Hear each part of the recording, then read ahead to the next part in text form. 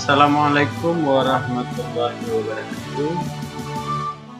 Pada video kali ini saya akan memberikan sedikit pembelajaran tentang sistem dan dinamika demokrasi Pancasila. Materi ini ditujukan kepada kelas 11 PTKN pada bab 2. Kita mulai dengan bismillahirrahmanirrahim. Kita awali dengan makna demokrasi. Kata demokrasi berasal dari dua kata dalam bahasa Yunani, yaitu demos yang berarti rakyat dan kratos atau kratein yang berarti pemerintahan. Sehingga demokrasi dapat diartikan sebagai pemerintahan rakyat. Dalam pandangan Abraham Lincoln, demokrasi adalah suatu sistem pemerintahan dari rakyat, oleh rakyat dan untuk rakyat. Artinya, rakyat dengan serta-merta mempunyai kebebasan untuk melakukan semua aktivitas kehidupan, termasuk aktivitas politik, tanpa adanya tekanan dari pihak manapun. Karena pada hakikatnya yang berkuasa adalah rakyat untuk kepentingan bersama. Selanjutnya ada klasifikasi demokrasi berdasarkan titik berat perhatiannya. Maka demokrasi itu ada demokrasi formal dan demokrasi material, termasuk demokrasi gabungan. Yang pertama, demokrasi formal adalah suatu demokrasi yang menjunjung tinggi persamaan dalam bidang politik tanpa disertai upaya untuk mengurangi atau menghilangkan kesenjangan dalam kehidupan ekonomi. Bentuk demokrasi ini dianut oleh negara-negara liberal. Yang kedua, demokrasi material, yaitu demokrasi yang dititik beratkan pada upaya menghilangkan perbedaan dalam bidang ekonomi, sedangkan persamaan dalam bidang politik kurang diperhatikan, bahkan kadang-kadang dihilangkan. Bentuk demokrasi ini dianut oleh negara-negara komunis. Yang ketiga, demokrasi gabungan, yaitu bentuk demokrasi yang mengambil kebaikan serta membuang keburukan dari bentuk demokrasi formal dan material. Bentuk demokrasi ini dianut oleh negara-negara lain. Selanjutnya, berdasarkan ideologi yang menjadi landasannya, demokrasi dapat dibedakan dalam dua bentuk. Yang pertama, demokrasi yang berdasarkan pada kebebasan atau individualisme. Ciri khas pemerintahan demokrasi konstitusional adalah kekuasaan pemerintahnya terbatas dan tidak diperkenankan banyak melakukan campur tangan dan bertindak sewenang-wenang terhadap rakyatnya. Kekuasaan pemerintah dibatasi oleh konstitusi. Jadi yang pertama ini adalah demokrasi konstitusional. Maaf ya, dalam tulisannya tidak pas.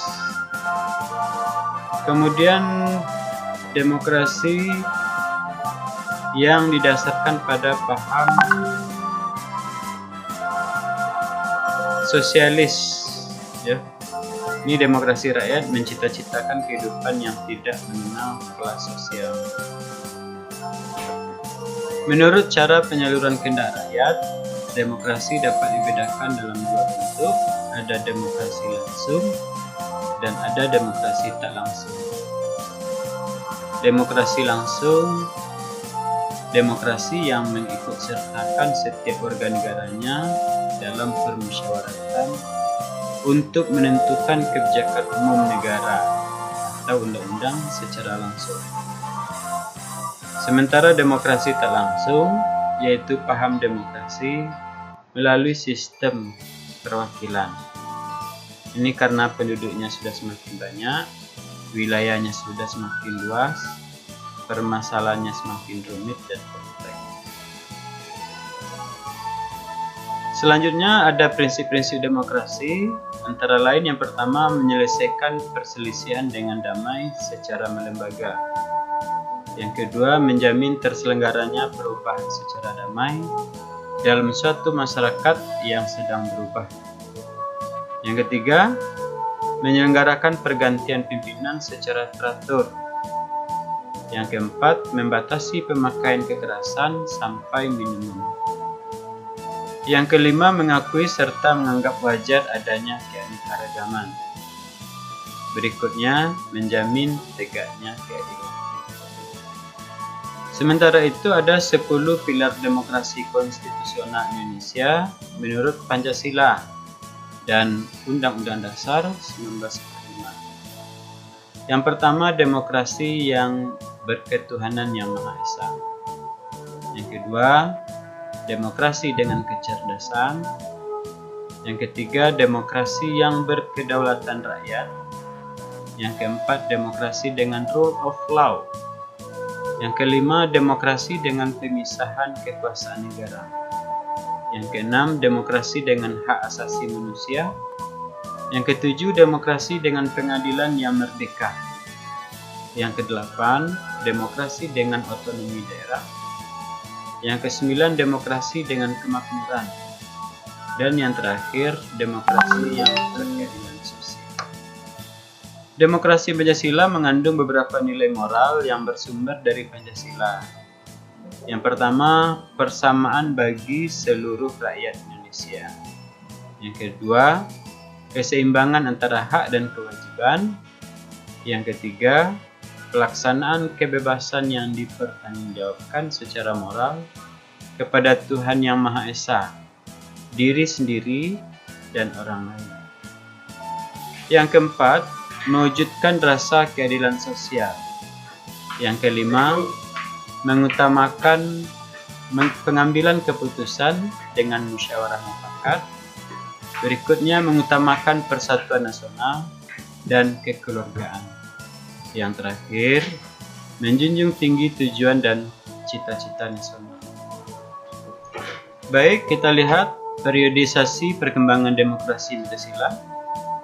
Periode pertama adalah pelaksanaan demokrasi di Indonesia pada periode 1945 sampai 1949. Ini ada revolusi kemerdekaan tahun 45 sampai 49. Pelaksanaan demokrasi baru terbatas pada berfungsinya pers yang mendukung revolusi kemerdekaan.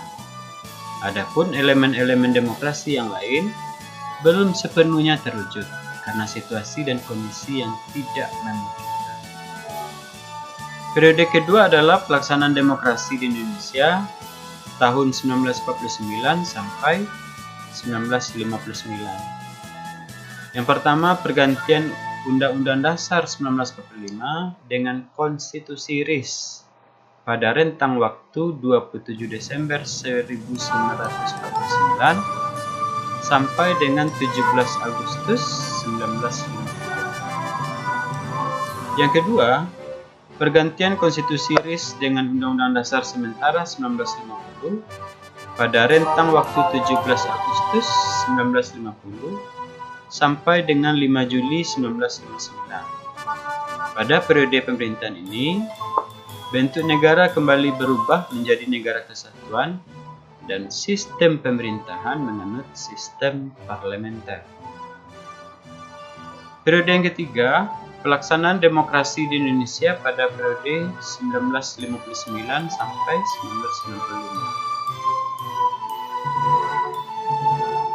1995. Yang pertama, mengaburnya sistem kepartaian. Kehadiran partai-partai politik bukan untuk mempersiapkan diri dalam rangka mengisi jabatan politik di pemerintahan, karena pemilihan umum tidak pernah dijalankan, tetapi lebih merupakan elemen penopang dari tarik ulur kekuatan antara lembaga kepresidenan, angkatan darat, dan Partai Komunis Indonesia. Yang kedua, dengan terbentuknya Dewan Perwakilan Rakyat Gotong Royong, peranan lembaga legislatif dalam sistem politik nasional menjadi sedemikian lemah. Berikut pelaksanaan demokrasi pada periode 1965 sampai 1998. Ketika Soeharto dipilih menjadi Presiden Indonesia, era ini kemudian disebut dengan Orde Baru, dengan konsep melaksanakan Pancasila dan Undang-Undang Dasar 1945 secara murni dan konsekuen dalam setiap aspek kehidupan masyarakat Indonesia. Selanjutnya, pelaksanaan demokrasi di Indonesia periode 1998 sampai sekarang. Pada tanggal 21 Mei 1998, Presiden Soeharto bertempat di Istana Merdeka menyatakan berhenti sebagai presiden dengan menggunakan pasal 8 Undang-Undang Dasar 1945 agar wakil presiden menduduki sebagai penggantinya di hadapan Mahkamah. Nah, pada periode ini ada ruang kebebasan pers sebagai ruang publik untuk berpartisipasi dalam berbangsa dan bernegara. Diberlakukannya sistem multipartai dalam pemilu 1998.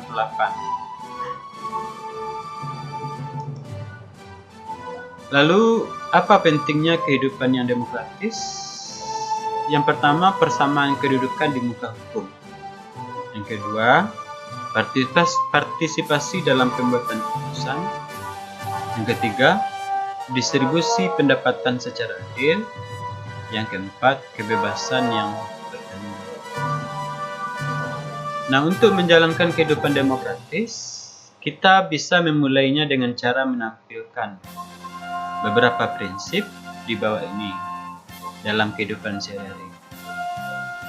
Yang pertama, membiasakan diri untuk berbuat sesuai dengan aturan main atau hukum yang berlaku. Yang kedua, membiasakan diri untuk bertindak demokratis dalam segala hal. Yang ketiga, membiasakan diri untuk menyelesaikan persoalan dengan musyawarah. Yang keempat, membiasakan diri untuk mengadakan perubahan secara damai, tidak dengan kekerasan. Berikutnya, membiasakan diri untuk memilih pemimpin melalui cara-cara yang demokratis. Selanjutnya, selalu menggunakan akal sehat dan hati nurani dalam musyawarah. Selalu mempertanggungjawabkan hasil keputusan musyawarah kepada Tuhan Yang Maha Esa, masyarakat, bangsa dan negara, bahkan diri sendiri. Selanjutnya, menuntut hak setelah melaksanakan kewajiban, menggunakan kebebasan dengan rasa tanggung jawab, menghormati hak orang lain dalam menyampaikan pendapat, dan membiasakan diri memberikan kritik yang bersifat umum. Demikianlah materi bab 2 untuk kelas 11 pada video kali ini. Salah dan janggal mohon maaf. Wassalamualaikum warahmatullahi wabarakatuh.